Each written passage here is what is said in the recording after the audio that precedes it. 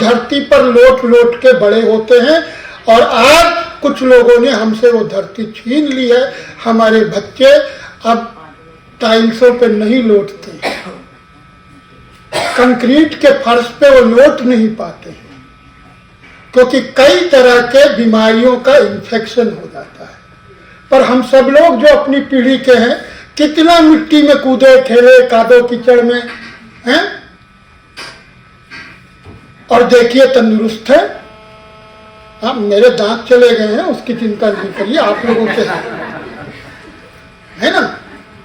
तो जो जितना मिट्टी में रहेगा, जो जितना मिट्टी में लसड़ाएगा, वो उतना मजबूत रहेगा उस साल गछ की तरह, जो हजारों साल खड़ा रहता है और अड़ा रहता है।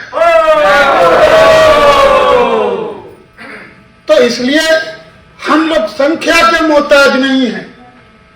जब बाबा तिलका ने लड़ाई की 1770 के आसपास, कितने लोग थे पहाड़िया लोग, राजमहल के पहाड़ों में कितने लोग थे।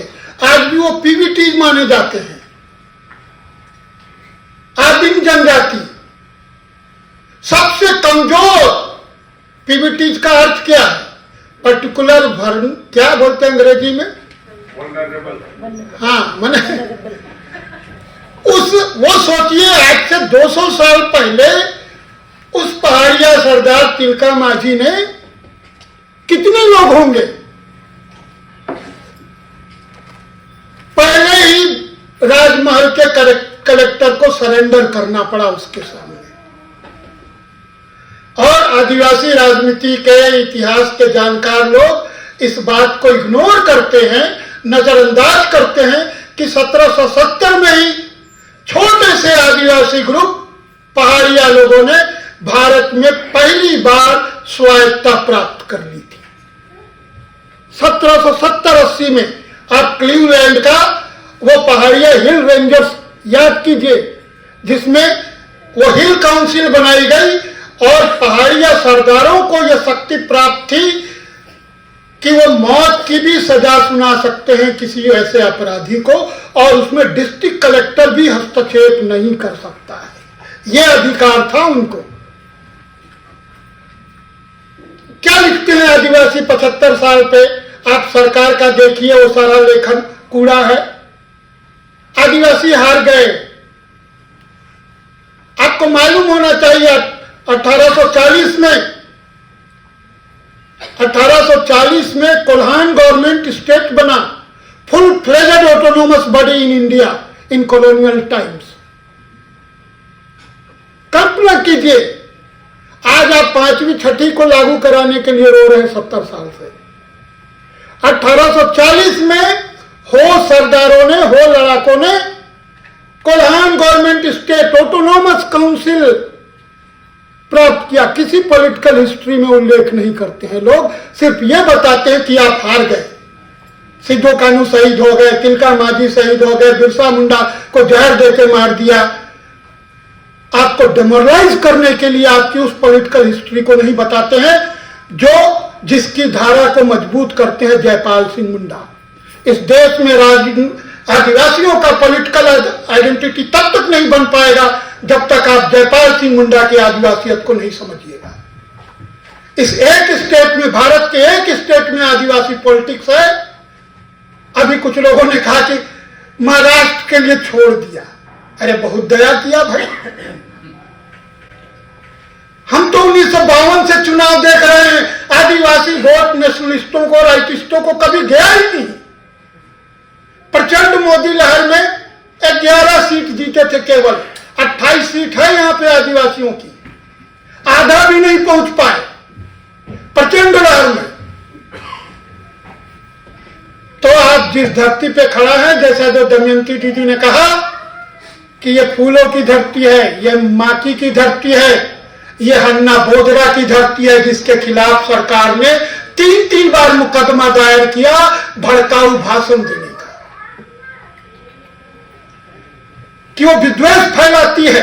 क्या विद्वेष फैलाती है? वो कहती थी खास करके महिलाओं को कि हमारे समाज में पर्दा नहीं है,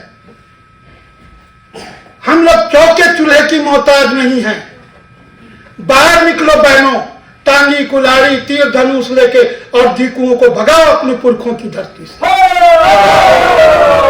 क्या गलत बात कहती थी। आज खुलेआम इस देश का प्रधानमंत्री एक खास धर्म को, खास समाज को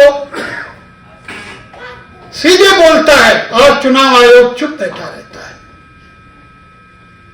तो हमारे पुरखों ने वो लड़ाइयां लड़ी है, आप उसको आगे ले जाने का काम करना है। खास करके जो बौद्धिक वर्ग है, हाँ नौकरी में आगे है, पैसा वैसा मिल रहा है, पोस्ट बढ़िया है, ठीक है, बहुत अच्छा बात है।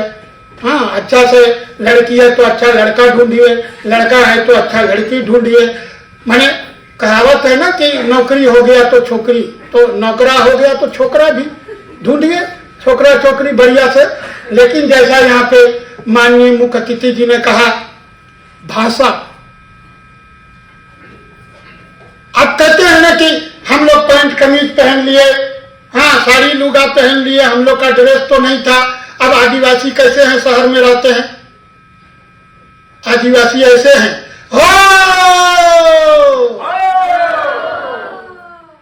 एक ऐसी भाषा जिसको सिर्फ आप बोल सकते हैं, जिसमें रिदम है, जिसमें आह्वान है, जिसमें पुकार है, जिसमें ओज है, वो भाषा सबको समझ में आती है। और दुनिया के सारे आदिवासी इसी तरीके से बात करते हैं। और जब पुकारते हैं तो नाम नहीं लेते हैं, आवाज लगाते हैं। उस आवाज को उन्होंने नगाड़े में पिरोया। नगाड़ा, नगाड़ा आपका एक कम्युनिटी साउंड है। यह एक ऐसा बाजा है जिसको अकेले नहीं बजाया जाता है। पहले बड़े नगाड़े होते थे, 4, 5, 7 लोग बजाते थे एक साथ। आप देखिए, मैं आदिवासियत को समझने के लिए नगाड़े का उदाहरण दे रहा हूं। बांसुरी आप अकेले बजाएंगे, दूसरा कोई भी बाजा आप अकेले बजाएंगे। नगाड़ा ही है जिसको आप सामूहिक रूप से बजा सकते हैं, बजाते हैं अपने पर्व त्योहार में। तो नगाड़ा आपके कम्युनिटी सोच का, आदिवासी सोच का पहला दुनिया का इंस्ट्रूमेंट है। मैंने अभी कुछ एआई प्लेटफॉर्म से सवाल किया कि दुनिया में पहला म्यूजिकल इंस्ट्रूमेंट कौन है जिसको मनुष्य ने बनाया, तो जवाब मिला कि एक बांसुरी है जो पहला है। मैंने कहा बांसुरी कैसे हो सकता है? बांसुरी बनाने के लिए एक खास किस्म का क्राफ्टमैनशिप चाहिए, एक स्किल चाहिए, और बचाने के लिए भी स्किल चाहिए। फूंक के हवाओं को छेद के हिसाब से नियंत्रित करना, वो बहुत हाईली स्किल्ड जॉब है। ये तब हुआ होगा जब आदमी कुछ एडवांस स्टेज में गया होगा। तो पहले स्टेज में उसने कौन सा बाजा बजाया?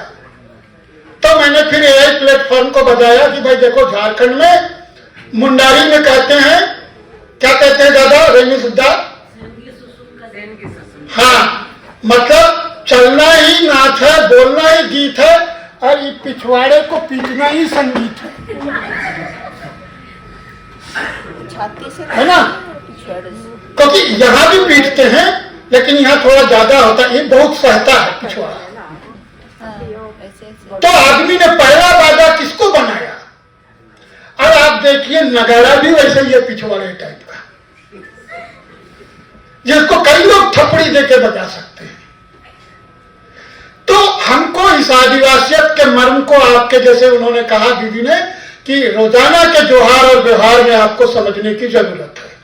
ये आदिवासियत भारत में, मेरा आज भी मानना है कि आदिवासी पॉलिटिक्स जो झारखंड में पिछले 100 सालों से दिगु राजनीति के मुकाबले खड़ी है, अगर पूरे भारत को एक राजनीतिक आइडेंटिटी बनना है आदिवासी के रूप में, तो उनको आदिवासियत को समझना होगा। जयपाल सिंह मुंडा, जूलियस तिगार, हन्ना बोदरा के पॉलिटिक्स को समझना होगा, जिन्होंने आदिवासियत की नींव रखी मॉडर्न इंडियन पॉलिटिक्स में।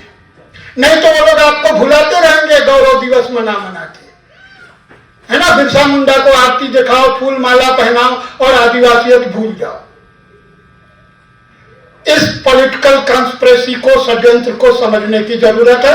मैं इतना ही कहूंगा, मैंने इधर कुछ काम किए, बीमार था, लेकिन मन नहीं मानता है तो काम किया, तो 2-3 वीडियो बनाए। एक वीडियो तो छोड़ा, जय हो जोहार हो लड़ाई यार पार हो।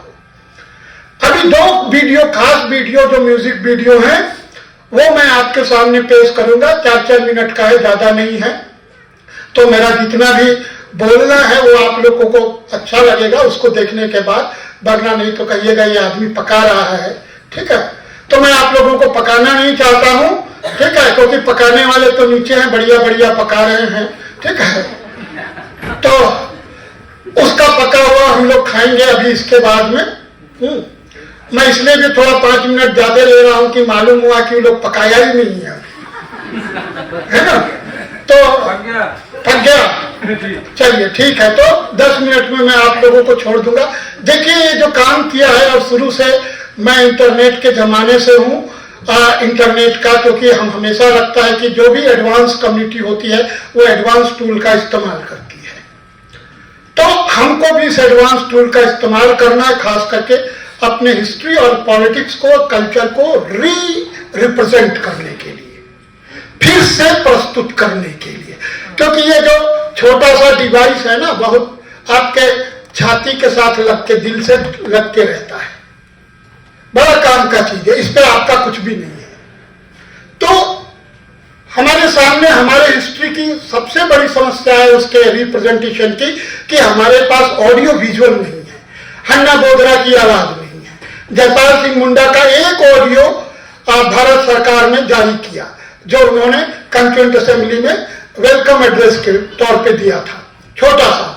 हमारे पास उनका कोई वीडियो नहीं है, हमारे पास अपने लोगों के फोटो नहीं है, इवन 70s के दौर तक के जो झारखंड या आदिवासी मूवमेंट के फोटोज नहीं है हमारे पास।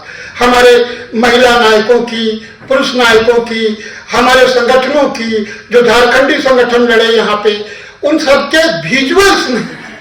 ये एक बड़ा चैलेंज है, क्योंकि अगर वो विजुअल्स हमारे पास होंगे तो हम इस डिवाइस के लिए बहुत बेहतरीन प्रेजेंटेशन हम लोग बना सकेंगे, क्योंकि विजुअल चीजों का असर बहुत ज्यादा होता है। पहाड़ कभी नहीं छुपाया जा सकेगा, क्योंकि वो मीलों दूर से दिखता है। तो विजुअल्स भी वैसा ही काम करते हैं, वो हमारी स्मरण में हमेशा रहते हैं, हमारे आंख में के जरिए हमारे दिमाग तक पहुंचते हैं और हमेशा रहते हैं। तो ये मैंने चैलेंज की, इसको लिया, और मैं गुजारिश करूंगा, यहाँ पे कुछ पैसा वाला लोग है ना, किसी से बोलिएगा नहीं, ठीक है, क्योंकि ऐसा काम करते हुए हमको बड़ा मुश्किल हुआ। हमारा जो कंप्यूटर है वो 5 सेकंड का वीडियो बनाने में हैंग कर जाता था और शट डाउन हो जाता था। मैं बना रहा था जयपाल मुंडा के वीडियो AI की मदद से, नहीं बना पाया बहुत, लेकिन जो कुछ बना पाया तो उसके लिए फिर बाद में बहुत R&D किया, तो पता चला भैया ये सब काम करने के लिए, बढ़िया ऑडियो वीडियो AI के साथ काम करने के लिए कम से कम 5 लाख रुपया का कंप्यूटर चाहिए। तो जो पैसा वाला है उनसे आप लोग सिफारिश करिएगा, है ना, मेरा नाम नहीं लीजिएगा, ठीक है। तो पैसा मिलेगा तो शायद हम विजुअली आदिवासी हिस्ट्री को खड़ा कर सकेंगे। ये मेरा पूरा विश्वास है, आप लोग का साथ और समर्थन चाहिए, हम लोग करेंगे। हम उन तमाम नायकों को, अपने हीरो हीरोइंस को सामने लाएंगे जिनके फोटोग्राफ्स तो छोड़ दीजिए, स्केच तक अवेलेबल नहीं है। तो वैसे तमाम लोगों की कहानियां विजुअली कही जानी चाहिए, ताकि आने वाले जनरेशन उसको देख सके, उसको फील कर सके।